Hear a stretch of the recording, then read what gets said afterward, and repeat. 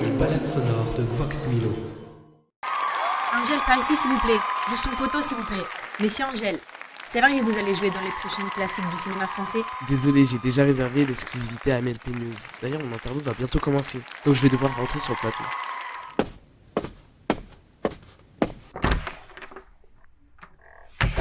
Bonjour Monsieur Angèle, c'est un plaisir de vous accueillir en direct avec nous aujourd'hui.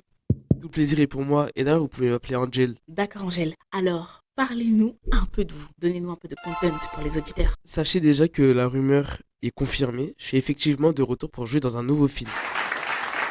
Ouh, c'est une nouvelle plus que réjouissante. Mais on le sait tous, vous êtes l'un des acteurs les plus populaires de votre génération. Et nous connaissons déjà tous votre carrière. Ce que nous aimerions savoir aujourd'hui, c'est qui est l'homme derrière le personnage public.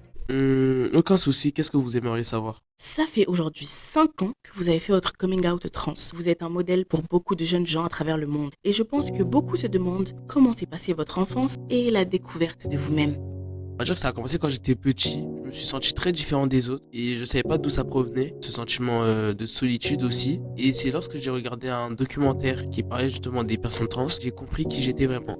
On ne se rend pas compte à quel point la représentation et l'information à travers les médias est très importante dans la construction des jeunes enfants. Si ce n'est pas trop personnel, il me semble que votre mère n'était pas présente durant votre dernière avant-première. Seriez-vous en froid avec vos parents ? Ne vous inquiétez pas, je suis assez ouvert sur ma vie et je suis tellement humble que je suis d'ailleurs en train de rédiger mon autobiographie. Plus sérieusement, mes rapports avec mes parents sont assez étroits. Lors de mon coming out trans, que je n'ai même pas fait par moi-même, et je tiens à rappeler que ce n'est pas une chose à faire de outer quelqu'un à sa place, comme on l'a fait pour moi. Mais du coup, lors de la découverte de mes parents pour mon coming out trans, ils ont malheureusement très mal réagi, ce qui nous a d'abord éloignés une première fois. Étant donné que mon père et moi ne parlons pas vraiment, ça a été une raison de plus pour qu'on s'éloigne. J'ai grandi principalement avec ma mère et je vais jamais nier les sacrifices qu'elle a fait pour moi. Je la remercie. Il y a des choses dans son éducation qui étaient, on va dire, un peu trop dures. Mais j'espère qu'un jour elle comprendra qui je suis vraiment et qu'on pourra être proche comme quand j'étais plus petit. C'est vraiment un témoignage fort et puissant de votre part. Je pense que ça fait beaucoup du bien à votre public d'en apprendre plus sur la personne que vous êtes et comment vous vous êtes construit. Je suis bien d'accord avec vous. Je pense que faire le coming out de quelqu'un à sa place n'est vraiment pas une action à faire et que beaucoup de gens devraient être sensibilisés sur les conséquences de leur acte. J'espère aussi, bien sûr, qu'on aura plus de nouvelles de votre mère à l'écran et que votre situation va s'adoucir avec le temps, que vous arriverez à mieux vous comprendre. J'aurais une autre question, car je pense que vos fans sont un peu en recherche d'anecdotes. Qu'avez-vous ressenti la première fois que l'on vous a appelé monsieur ? La première fois qu'on m'a appelé monsieur, c'était pas exactement monsieur, mais en tout cas c'était le mot qui descend, donc jeune homme. J'étais à la boulangerie, je vais avoir entre 13 et 14 ans. La boulangère m'a demandé qu'est-ce que je veux, mais elle m'a dit: qu'est-ce que tu veux alors pour aujourd'hui, jeune homme? Et ça m'a tellement rendu heureux, juste pour un croissant aussi.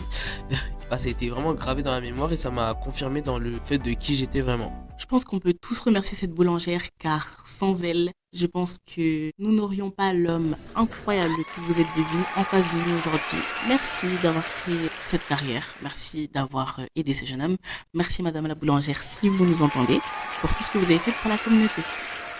Une dernière question avant la fin de l'interview. En termes d'entourage, est-ce que vous avez reçu du soutien au début de votre carrière ? Mon plus grand soutien a été mes amis, que j'ai donc rencontré l'année de mes 18 ans et avec qui j'ai fêté mon anniversaire de mes 18 ans. Il faut savoir que je suis un enfant qui ne recevait pas de cadeaux de sa famille ou de ses proches. Je ne fêtais pas mon anniversaire. C'était la première fois pour moi de le fêter avec des gens et ça m'a rendu vraiment heureux. C'est vraiment en partie grâce à eux que j'ai retrouvé la joie de vivre.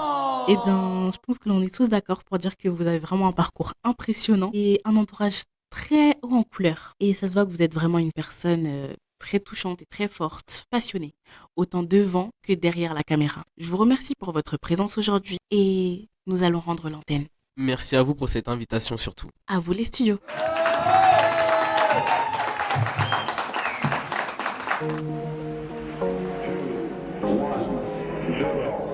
Les balades sonores de Vox Milo.